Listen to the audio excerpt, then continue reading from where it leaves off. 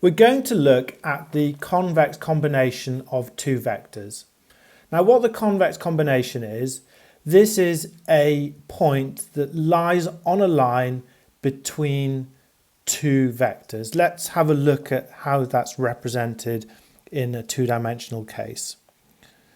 So we have our two vectors that are represented as points. And what we're saying is the convex combination will lie somewhere along a line between those two vectors. Now the general formula for the convex combination is given this way. So we've got A, U, so U is a vector, A is a scalar, plus B, which is the scalar applied to our second vector, V here. Of course, this can be applied to any dimensional vectors, not just two dimensions, but multidimensional vectors.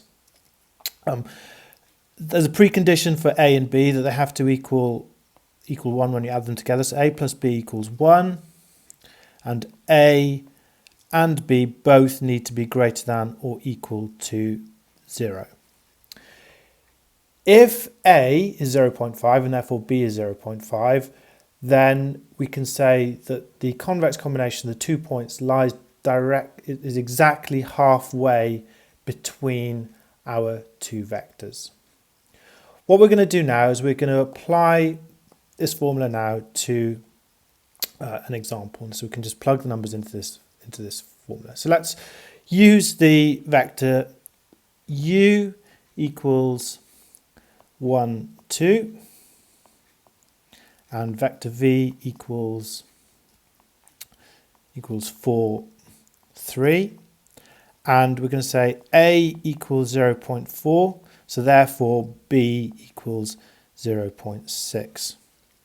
So let's work this all out and plug these numbers into the formula. So we've got A, which is, so we'll do A U, so we'll do that is equal to 0.4 multiplied by 1, and then we've got 0.4 multiplied by 2, and that will give us 0.4 or 0.8. So that's AU.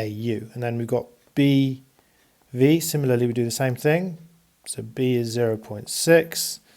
V multiplied by the first element in the vector, which is 4. 0.6 multiplied by the second element of the vector, which is 3. So that gives us now 2.4 and 1.8. Then we add these on an element by element basis. So we've got 0.4 plus 2.4 and 0.8 plus 1.8, and that will give us 2.8, 2.6. So that, given A is 0.4, that'll be the position of that point between those two vectors u and v there.